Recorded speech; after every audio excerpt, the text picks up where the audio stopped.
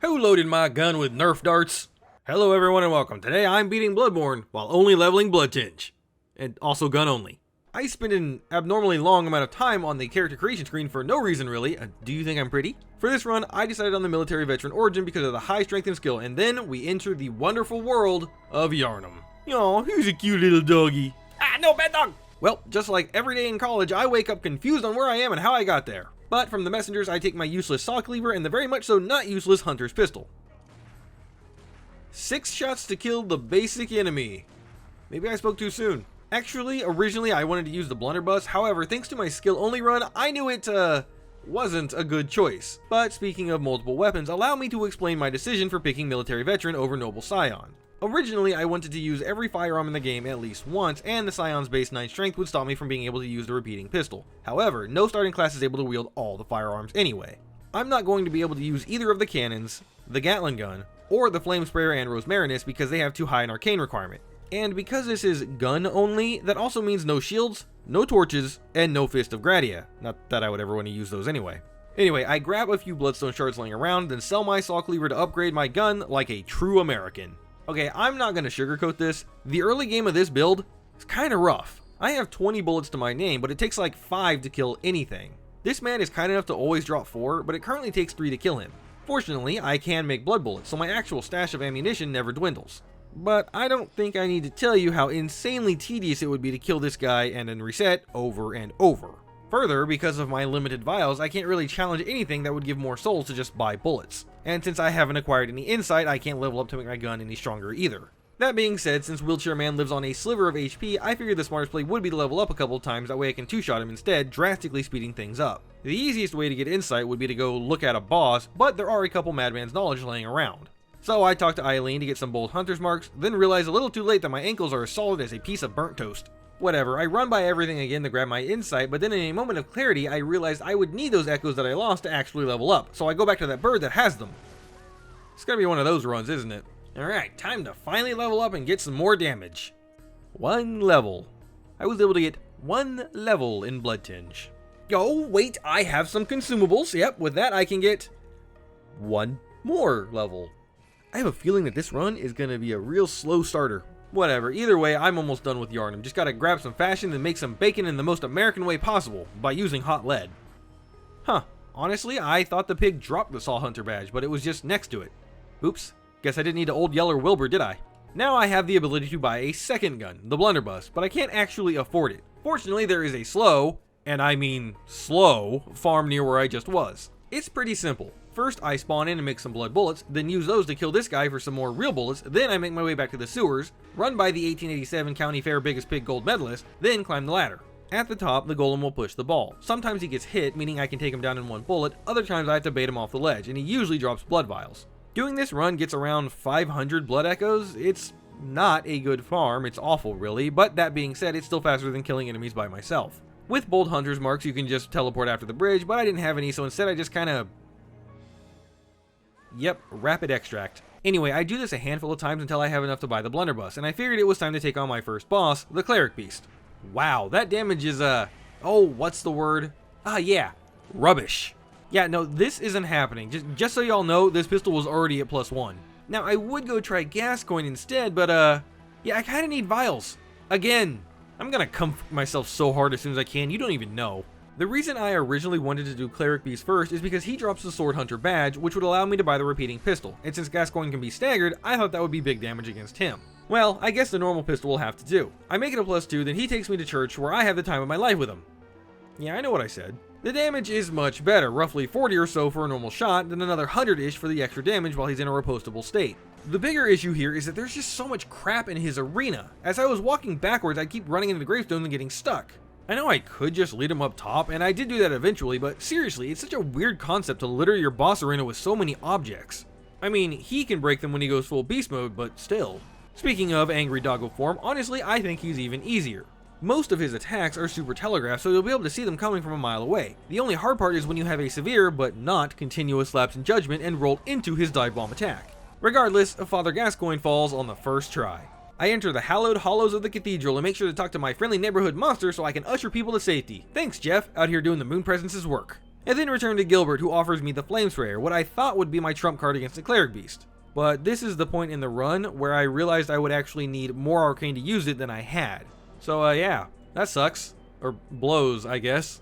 Or no, wait, it doesn't blow because I can't use it. I head around the currently accessible part of the cathedral, grabbing upgrade stones as I ponder my next move. I could either A, farm a bunch of echoes and buy the Hunter Chief emblem to open the gate, or B, kill the Bloodstar Beast. In case A, I would be able to access a lot of upgrade stones, but farming. In the case of B, if I was successful, I would no longer have vial or bullet problems, but if I failed, I'd still have to farm. In the end, I decided to do Bloodstar Beast. She's not terribly hard to handle on a normal run, so I thought the same would hold true here. I make sure to talk to Alfred because, well, honestly, I don't know. I just kind of did it. I mean, I'm not able to apply fire paper to this weapon, so he's kind of worthless unless I go all the way to the end of his quest line. Oh, I did the trick. I saved 2 seconds off this run. Let's go. Maybe I'll place top 5,000th in the gun only % category and make my pistol a +3, then set out for old Yarnum. I don't know why this old man is yelling at me from the clouds. I'm just here grabbing a few shards. Originally, I was going to go up and blast him off the ledge, but halfway there I had a change of heart and wondered if I could do his quest normally. To be honest, I might have already messed it up, but we'll see. Wonder if I can shoot the wood here. I don't know what I expected. Bullet beats wood. I learned that in Pokemon Blood Red. After collecting a few more things, I bone out. Yes, I know it's not a homeward bone in this game, but it sounds a lot better than bowled out. Next, I sell the clothes off my back for a whopping 1 extra level. Sure hope 15 blood tinge is worth it. I use the leftovers to buy 2 vials and take on the blood-starved beast. Here I learned 2 lessons, simultaneously and immediately. 1, I do no damage, and 2, don't fuck up the parry timing. Not gonna lie, that really made me not want to do this fight, but I didn't actually lose anything because, you know, I died immediately, so I thought I would try again. Second try goes much better. The damage I do isn't great, but it's not terrible either, specifically on the counter hits. And I think all of her attacks are parryable. I mean, assuming you can hit her, which is the hard part as she tends to move around a lot during her attacks. In phase 2, she gains a new grab attack, and I don't know if I've ever seen it before, as it only happens if you're a certain distance from her. It almost looks like her AI breaks before she leaps at you. Unfortunately for me, I didn't know what it was, messed up the parry timing, and died. She's definitely doable, but honestly, I think I would like that repeating pistol, and since I'm a little stronger than before, Cleric Beast probably won't be a big hurdle. I think I was doing like 15 a shot before, so now I'm actually doing 3 times as much damage. Nice. The fight was going pretty smoothly, until I almost died. You'd think a close call like that would make me play a lot safer, but what can I say, I like to live life on the edge and got cornered by him. I'm not having a panic attack, he is. Imagine if I had lost with a boss that close to death. Yo, oh please no, to which boss? Which boss, Jane? At this point, the temptation to buy the emblem was incredibly strong. I had 4,000 echoes from that fight, so I'd only need to farm for 6k more, but in the end, I decided against it. Instead, I bought the double-barreled pistol and then upgraded it to a +3. Time for BSB round 3. Is what I would say, but I only have 3 vials. It's ironic, I wanted to avoid farming the emblem, but here I am farming anyway. At least now with a repeating pistol, I can one-shot this guy for some easy bullets. Yeah, maybe I don't want those blood vials. Whoa, where's all that anger coming from, my guy? Is it because I got your friend to kill all your other friends? After like 25 minutes, I managed to farm up to 17 vials, and with my extra echoes, I decided to level up Blood Tinge again. 1 time. Well, that farming got me 1 level. Fortunately, I can spend some insight to buy Gascoigne set, which I can then sell and level up 1 more time. Talk about getting them sick gains, am I right? I was actually really close to another level, so I decided to do the bridge farm 1 more time to get a staggering 18 in Blood Tinge, then return to the Bloodstar Beast. Now, I don't usually rage at these games, maybe a fuck this here and there, but nothing actually upsetting or lasting longer than a second. But what I'm about to show you, I was big angry. So picture it. I'm taking my time with the fight, masterfully parrying her and switching back and forth between my regular pistol and the repeating one to maximize damage and bullet cost. I can't rush and I'll die, but hesitation? That's defeat too, especially in this case because after 5 minutes of this dance, this happened. Did you hear that? I landed the parry, but she still connected with the grab, which is instant death. Oh, I was mad, and the worst part? This wasn't the only time it happened. So back to that god-awful bridge farm I go until I'm at 20 vials again. I'm gonna be honest, I made a save state. I might have actually reached into the game and threw hands with BSB myself had I needed to do that farm every time I died again, which by the way was 6 more times. Now, 6 times for a boss is nothing, but when you have to do a 10 to 30 minute farm between each encounter, it's a little more than something, and I'll give you a hint. That something smells like the same sewer I was just in earlier. Ranting aside, let's talk about what I did right. Like I said earlier, I think everything she does is parryable, though I didn't go for it on every attack because some are easier than others. Originally, I tried to parry her big bite, but I found that after she does it, she does a follow-up swing which is also parryable. Thus, it became safer to dodge away, giving myself ample time to recognize the attack and try to blast her. The biggest issue there is just the way that she moves, and it means I kinda need to time it right to actually hit her. Similarly, that long slash attack that she's fond of can be parried, but if you try to do it head on, you'll probably miss and get hit. However, if you circle her counterclockwise just a smidge, you'll be more in line with her movements to hit her as the attack comes out. Honestly, those are really the only 2 or technically 3 attacks I tried to parry in Phase 1. Phase 2, she has that awful jump attack that I was talking about, but it has a much bigger parry window than I thought, so the moment you see her freeze, it's probably free damage, just don't skill issue like I did. She also has this 3-swipe combo, which again, if you're just backing away from her, is extremely easy to dodge and you can land a parry between the second and third hits. Phase 3 is basically the same as Phase 2, but she gets a lunge attack, which she can be parried out of, but it's a bit fast, so I usually opted to just avoid it as every other window still applies. The only other thing to worry about, of course, is the poison, which for Phase 2 isn't an issue as you, don't want to get hit anyway, but in Phase 3 she just radiates it, so it kinda becomes harder to avoid. When she was on low health, she started to charge her gas AoE, and you'd think this is a good chance to attack her, but I didn't do very much damage. I'm not sure if she takes reduced damage during this or not, but it also kinda forced her out of it, and I didn't expect that, then basically got lucky with outspacing her grab. Anyway, keeping my cool, which I totally didn't lose several times already, BSB goes down. And what do? Well, I immediately spend all my souls on 2 levels, then go online and comfort myself so hard I get lightheaded. Don't worry, I'm not going to use these echoes to get levels. Instead, I'm going to buy a stack of blood vials, nearly a full stack of bullets, and about 100 bold hunter's marks. I then, of course, regular hunter's mark out to get rid of the 13 remaining echoes because I could never forgive myself if any of those went into levels. Now that I never have to worry about farming again, let's see if I can get this build off the ground. For reference, climbing this tower to get the Radiant Sword Hunter's badge took me 5 vials worth of bullets to get through. Now think about that. This one tower that's like 3 stories tall, 5 vials. Imagine having to go through a whole zone clearing all the enemies. Yeah, it sucks. Whatever, the 2 things I wanted from this path are the Communion Rune from the beginning and the just mentioned Radiant Sword Hunter badge, which will allow me to buy Ludwig's Rifle, Bloodstone Shards, and Bone Marrow Ash. With a little bonus item that I didn't expect being this Bloodstone Gem 2, which will give me 12.6% extra blood attack, perfect for my repeating Pistol of Death. Oh, by the way, I just realized when you bold Hunter's Mark out, it doesn't refill your items, but enemies do respawn. So that's nice, just an extra cherry on top of this shit sundae, honestly. This time, instead of going up, I go down, where I make the perfect back jump onto this ledge and enter the abandoned workshop. Here I grab the doll clothes, old hunter bone, some candy, and the small hair ornament. I thought about selling the doll clothes now because it's worth a lot of money, but realized there's kinda no point. I mean, I would rather level my weapons first, then level, but I don't have enough twin bloodstone shards, so for the time being, I just hold on to them. I do socket that gem into my gun though. Back in the waking world, this beast shows me how cool pyromancy is, and I want to know why he can use it, but like, it just doesn't really exist. Bloodborne lore buffs, can someone tell me why this beast can fling fire? And while you're down there, why not consider dropping a like and subscribe? We smashed the 100,000 goal, so now it's time to set our sights a little higher. At 1 million subscribers!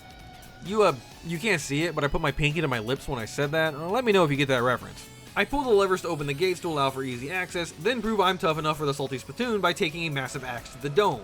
I grab the rest of the items laying around, though really the only important one is the twin bloodstone shards by the brainsucker, then make my way over to him with Charnel Lane.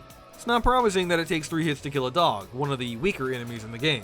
But I'm sure one more level in Bloodtinge will make a difference. I take my time to clear out all the enemies, mostly because I'm starved for more levels, but I did learn something cool that I never knew. You can parry thrown items. That's neat, but not really helpful at all. I grab some bone marrow ash to drastically increase our damage, then play bricky shooty with this ogre on the bridge. Clearing my way up to the witches, I enter the fight and, unsurprisingly, bone out. So, my plan here was to use Insight to buy Bloodstone Shards and level up my Blunderbuss to use in the witches fight. The problem is, the messengers don't sell Bloodstone Shards for Insight yet. Fextra claims that they are available after defeating the Bloodstar Beast, but that clearly is not true. Wikidot claims it's after the game progresses to Nightfall, which is when you touch Lawrence's skull after the Vicar Amelia fight. So that's not something that I can do just yet. Fortunately, they are available if you spend Blood Echoes, so I buy 5, allowing me to make my weapon a +2. Not great, but it's better than nothing. I also buy 9 pungent blood cocktails and sell them to squeeze out 1 extra level, and it's time to take on the witches. Wow, that damage is actually straight ass. Well, looks like we're gonna be here a while. Sure would be a shame if I died to this boss. At least it was because she wall hacked. Would be a shame if it happened again. I killed the wrong one here, but I'm sure not being able to tell which witch is which witch won't come back to haunt me. I actually hate this game. So it took me 12 minutes to do those 2 attempts, which there's so much wrong with that sentence talking about the witches of Hemwick, but I was just annoyed. Screw the blunderbuss, these old hags are taking a hot double barrel load to the face. I didn't even care about wasting bullets at this point. Each encounter I could do up to a little over 3 times the amount of damage to them, drastically speeding up the fight. After only like a minute, Bloodborne Pinwheel is defeated and I can claim my prize, the Rune Workshop tool. That being said, the witches did give me one more big middle finger as I was only able to level twice off their echoes. Whatever, I etched the communion rune into my soul, letting me have 21 maximum blood vials, which means 5 more bullets. I haven't run into anything that needs all my shots, but it's better to be safe than sorry. Back in the Cathedral Ward, I get reverse Santa Claus and taken to Yahar Ghul Unseen Village. There isn't a lot for me to do here, so I just grab the Moon Rune, kill this scurrying beast for some twin bloodstone shards, open the shortcut door, and get Marth grabbed by this witch because I just can't escape them, can I? I then thought I'd give Dark Beast Parl a try, and initially I thought it went really well. I did a decent amount of damage with Bone Marrow Ash. After that, the damage fell off pretty quickly, but more importantly, it was weirdly hard to hit him in his head. I mean, I get it, he moves a lot and the bullets aren't hit scan, so I have to try and time the shots with his animation so that they actually line up, but still. At one point, I thought I could actually free aim and shoot him in the legs to try and chain stagger him like a normal fight, but it didn't work out. Yeah, I'll just come back for him later. In Cathedral Ward, I grab Gun Mist and then take on Vicar Amelia. Damage with the Hunter Pistol is kind of trash, but it's not so bad with the repeating pistol. A headshot after her skull is broken deals considerably more. It is kind of hard to land those though, but either way, backing away and just blasting her works pretty well. At one point, she decided to heal, something I rarely ever see her do. Now, I know Numbing Mist isn't a gun, but I figured 1 damage after she's already recovered well more than that is a good enough compromise. Near the end of the fight, she actually did it again, so that's even more copium I'm inhaling. Then she tried to do it while she was already under Numbing Mist effects. I guess she didn't level intelligence. Ah well, she goes down on the first try.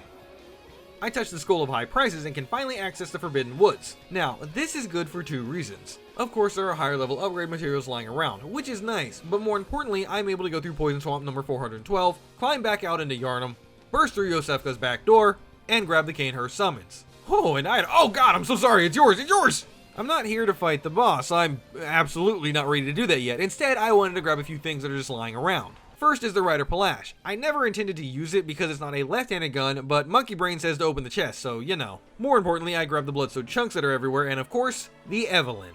This is my Doom shotgun, the workhorse of this build, the Great Equalizer. Back in the Hunter's Dream, I sell pretty much everything, make the Evelyn a +3, then get a staggering 7 level ups. Wow, I'm really cooking now, ain't I? Returning to the woods, I start looking for all those twin bloodstone shards and the cannon despite not being able to use it. After that fun little hike, I can make the Evelyn a +5. At this point, I remembered I should actually make sure Ariana is taken care of.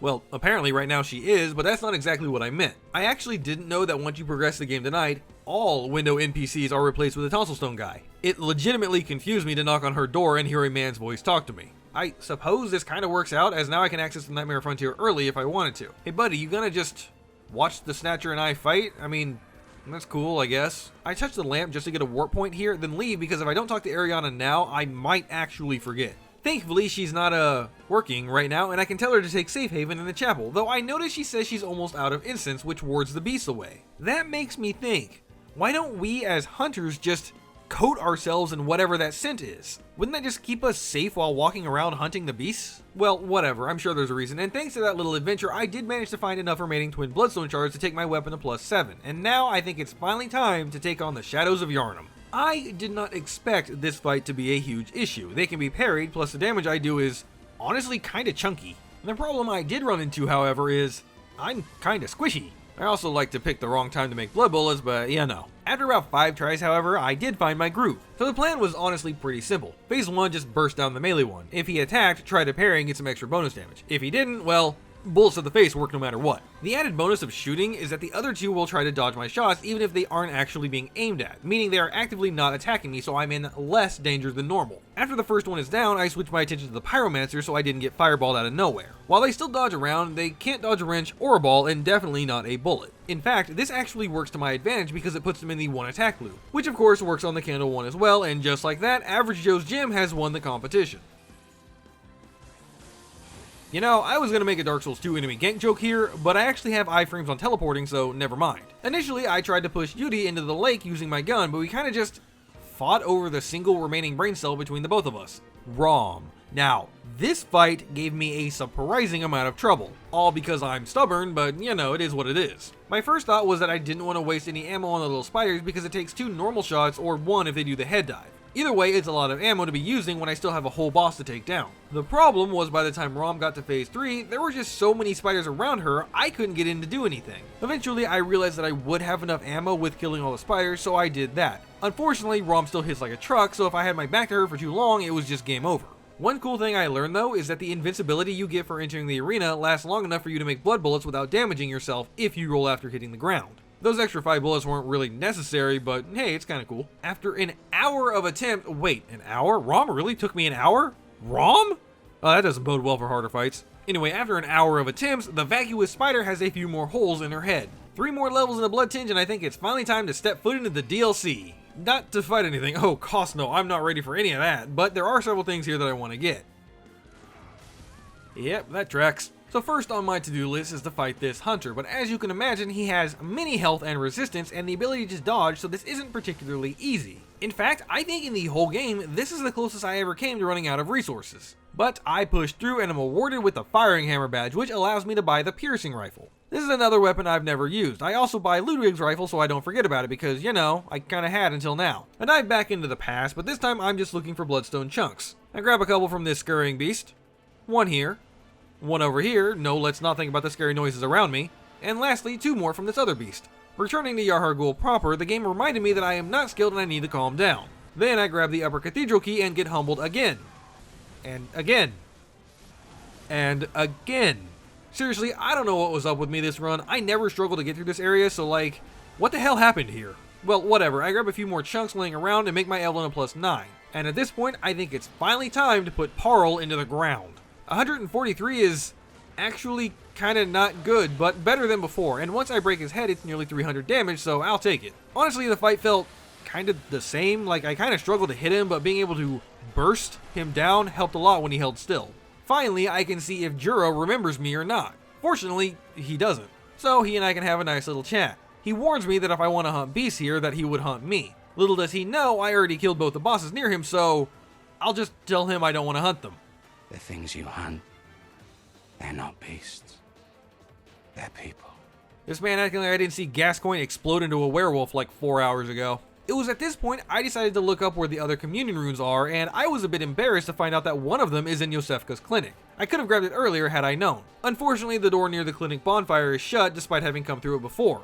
Oh well, I guess I'll just get it later. The best one, outside of the Chalice dungeons, is dropped by the Celestial Emissary, so it's time to head to the Upper Cathedral Ward. To be honest, I was putting this off because I have no idea how much damage my bullets will do, and I wasn't excited to see low numbers. But in testing on this Brainsucker, the damage is surprisingly good. I grab the Cosmic Eye Watcher badge and get 2 more levels in Bloodtinge. At this point, it probably wasn't making a huge difference, but I mean, what else am I gonna level? It was at this point I decided to comfort myself for more echoes to top off my blood vials and bullets. I had actually used like a third of my stash at this point, which was kind of surprising. Then I used the remainder to buy Bone Marrow Ash. Honestly, I was on the fence about doing this, as it just deals so much damage. Technically though, it is something that can be purchased, so it kind of falls into the same category as paying for vials and such. Finally, onto the fight. I wanted to use the piercing rifle here because honestly I didn't think there would be anywhere else it would shine. Even at +3, it does a surprising amount of damage, even more so when laced with Bone Marrow Ash. Honestly, if I had taken this thing to +9, it might have one-shot them. At the very least, it probably would have with some ash. One thing I wanted to do in this encounter was test my time limit theory.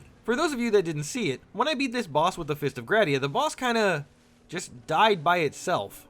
One of the admittedly unlikely theories was that if the boss doesn't transform within a certain amount of time, it just dies. Now, that really wasn't likely to be true, and if it was, I'm sure someone else would have documented it before me, but hey, why not test it, right? So I did a little damage to the boss, then just stayed in the fight for about 7 minutes, and nothing happened.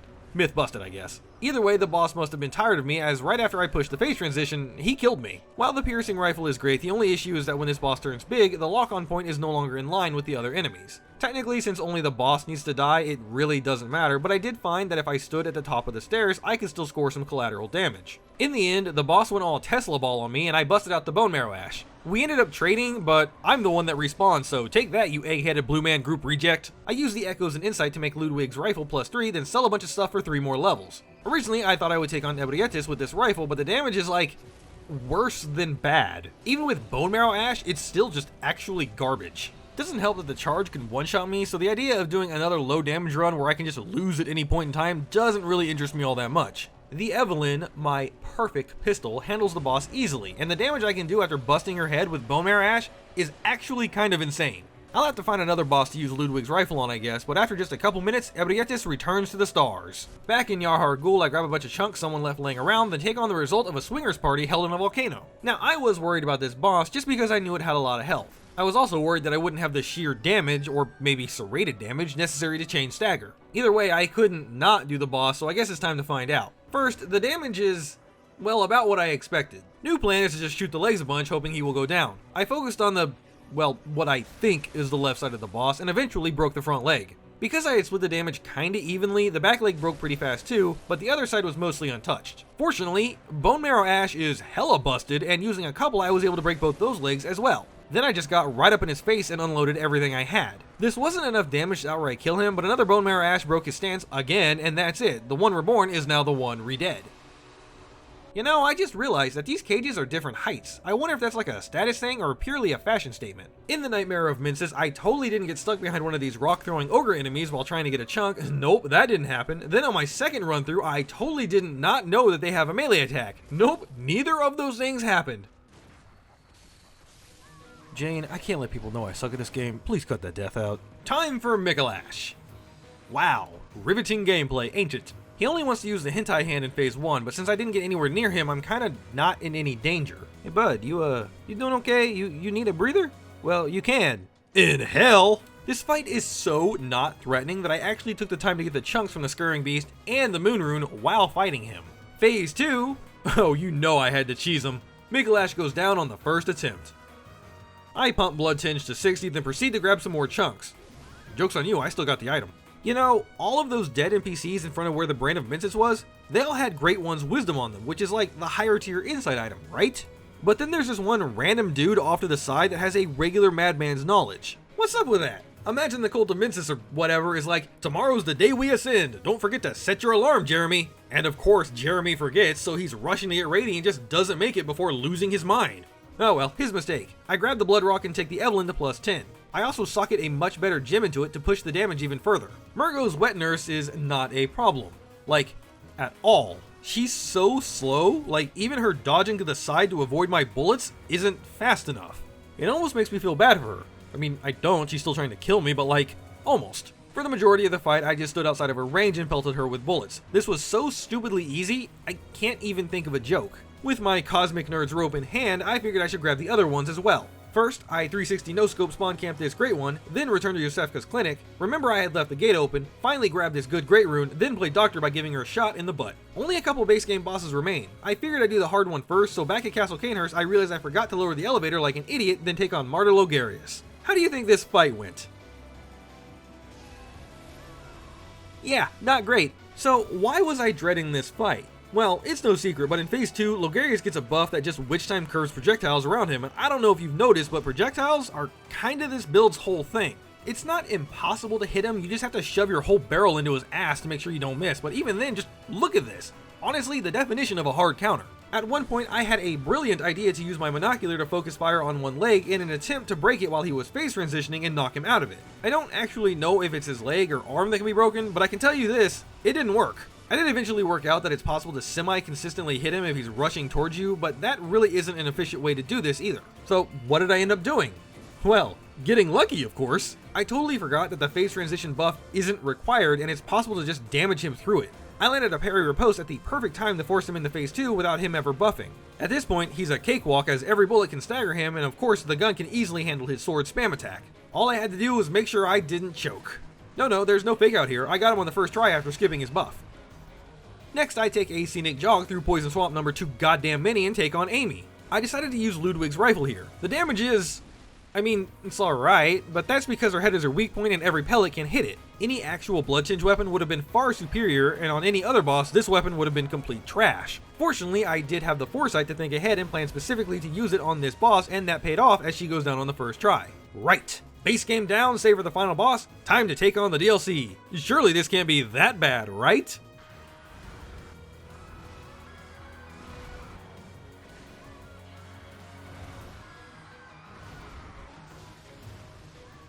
So the bigger problem here is phase 1. His attacks are all so deadly that one misstep ends the attempt. I mean, I suppose the same is true for phase 2, but for me it's a lot slower and easier to see what he's actually doing.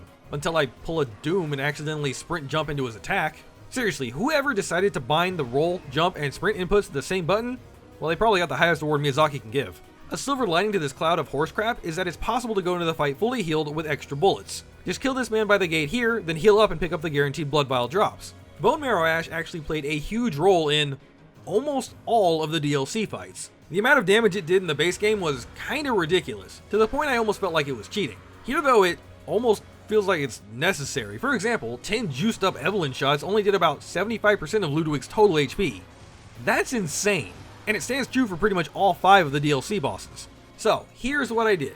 When the fight starts, dodge to his right and blast him in the shin. A second follow-up shot is enough to break his leg. I actually missed here so it took longer, but as soon as that leg breaks, add another ash and just fire away. One of my biggest issues was constantly feeling the need to make blood bullets, but honestly it's not worth the risk of lowering your own health than getting attacked. You should then try and shoot him in the face to break his skull. I actually wasn't able to do that on this attempt, but it just helps to do extra damage when you're staring him down. When phase 2 starts, it's a good time to make blood bullets, heal, or buff up. I wouldn't recommend doing more than one of those things though, and especially not all 3, there's just not enough time. The absolute best things he can do here are to charge his sword, specifically the overhead version because you'll already be far enough away to him to avoid the initial blast, then you can just sprint behind him for a bunch of damage. Keep the pressure up and eventually Horseman McBigsword will fall. With that taken care of, I got a staggering 1 level. Okay, seriously, why does Ludwig give so few blood echoes? Like, I know he's the first DLC boss, but damn what a ripoff. Whatever, I grab the eye pendant from what is surely going to be an easy boss, then enter the research hall where I grab a few more chunks. I honestly don't know if I'll need them at this point, but yeah, whatever. I then thought to myself, I don't really want to do this area. I think I'll take on Lawrence. Unfortunately, the 2 hunters guarding the elevator told me to take that idea and shove it. Eventually, I grabbed the skull and returned to the cleric beast who didn't get the memo that beasts are afraid of fire. Okay. Ah, I see. Right, okay, so here's my issue. I suck. I thought this was going to be easy, but I'm just going to come back for him later. Surely like 3 more levels will help me, right? The research hall was surprisingly easy this time around, honestly probably because I didn't have to get close to any of the enemies. Also, I had a bit of a scare. I used the first elevator and in the little mill room I pulled the lever for the second one, but then went outside to remember where I was and died to the guard there. I thought I would have to do the whole area again because I didn't open the door at the base, but I guess pulling the lever also causes it to open? At least I'm fairly sure this door is locked. Can't wait for everyone to tell me I just lost my mind and this door is always open. Time for the living failures. Good news, they can be parried. Bad news, I'm complete garbage at doing it. Better news, who needs to parry or post them when I have enough bullets to make America blush? There honestly isn't really much of this fight. Since I don't have to engage in melee range, the only danger is the projectiles, but they all move so slow that the only way I'd get hit is if they came from off screen. When they summon meteors, it's even easier because have range. I can just stand in the safe area and pelt them with bullets. I wouldn't really recommend this strategy because it isn't fast, but I mean, sometimes slow and steady is all you need. I level up to 69 Bloodtinge for Lady Maria, which was definitely a coincidence, then shoot my shot. I wasn't worried about this fight. She's easy parry bait. I mean, sure, she still slaps me around a bit, but I like that, so it's fine. She's also the only fight that I didn't feel Bone Marrow Ash was necessary. I mean, sure, she has plenty of health, but overall the fight is pretty slow, coupled with everything she does being parryable. The extra damage just isn't needed. Fun fact I learned, her big charge attacks can be parried. It's a bit scary to do that because, you know, instant death if I mess it up, but that's cool. I nearly ran out of bullets, but that's 100% because I stopped trying to make more halfway through the fight and just focused on survivability and damage. My time with Lady Maria was short, but I'll never forget her. I sprint through the hamlet, completely ignoring everything because you're funny if you think I'm going to clear this area out normally before descending into the dark, wet cave. Wait, no, I just did that boss fight. Now it's on the Koss. Before him, I thought about trying to farm some gems from the Winter Lanterns here, but honestly, the Frenzy build-up basically being a guaranteed proc, combined with the Lances doing actual damage? Yeah, this just isn't viable without spending excessive amounts of resources. It is possible to kill them in like 5 bullets with 2 Bone Marrow Ashes, but nah, it's okay, I'll just go without. I do grab the Blood Rock though and level my repeating pistol up to 10. I don't know if I'll use it, but it's good to have. I then bring my Bloodtinge up to 72 and finally equip the other Communion Rune. I could put on all 3, but honestly, I don't think it's necessary. Also, I'm greedy and want Echo, so my Moon Rune stays on. With that, it's finally time to fight the Orphan of Koss. So I didn't really expect phase 1 to be an issue. I already incorporate parries into my normal playstyle, so this is just that, but more. It's even possible to survive some of his attacks at this point, apparently. Did you know you can cancel him out of his blood rock sponge attack thing by shooting him? I don't think this is intentional. maybe, but like he just doesn't throw it if you time it right. I managed to loop his little tantrum attack several times with parries, causing him to be at kinda low health when he phase transitioned. Not low enough for my liking, but it'll have to do. In phase 2, keeping at range saved me from most of his attacks. The only one that I really struggled with was this stupid charge. I wouldn't be surprised if it was parryable, but every time I saw it, I never registered what it was until it was too late. But another piece of good news is that he actually stays in his stagger state long enough to apply Ash and get the bonus damage. On the winning attempt, I didn't really get to capitalize on that, but I did make sure to finish the fight with an unnecessarily strong shot. Totally worth it. I think I managed to get like 6 or 7 levels since Lawrence, so time to see if that actually made a difference. Guess not. Okay, so first, the slam loop cheese. I usually go out of my way to make sure I don't do it because, you know, cheese. But here, I mean, my natural playstyle has been to back away from the boss, so is it really my fault if he's not programmed better? I decided that I wouldn't exclusively go for it, as in if he broke out of it, I would continue to fight him normally, but if he never did, well, that's his skill issue. At one point, I had a really cool interaction where I shot him, and the animation flinch that happens when you hit something causes his swing to clip into the ground and miss me. Honestly, this probably would have killed me, so I thought it was a sign I was going to win.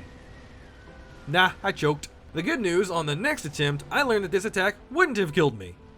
Still died though. Bone Marrow Ash can be used to bring him to phase 2, but honestly I prefer to save most of it for that phase because I hate dying when he's so close to death.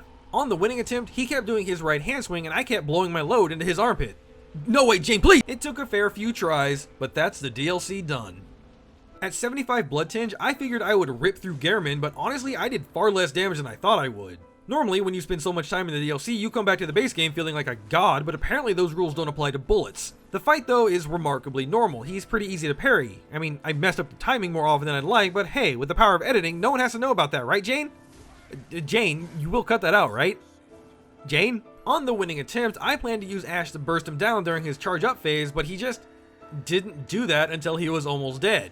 Which, I mean, yeah, then he was completely dead. I wasn't going into the Moon Presence fight with a lot of resources, but that didn't matter because she jumped me immediately and I died, so alright. However, as you might imagine, she's not really an issue. The only thing that could have posed a problem was the 1 HP drain because I can't rally, but I mean, can use Blood Vial, so haha, I outsmarted your outsmarting. And just like that, Bloodborne with only Bloodtinge and gun only is finished. Thank you everyone for watching, and an extra special thanks to my patrons. Stay beautiful, y'all. If you enjoyed this video and want to see more right now, why not consider subscribing to my Patreon because the next video is already live there and ready for your viewing pleasure. But until next time, my friends, fear the old blood.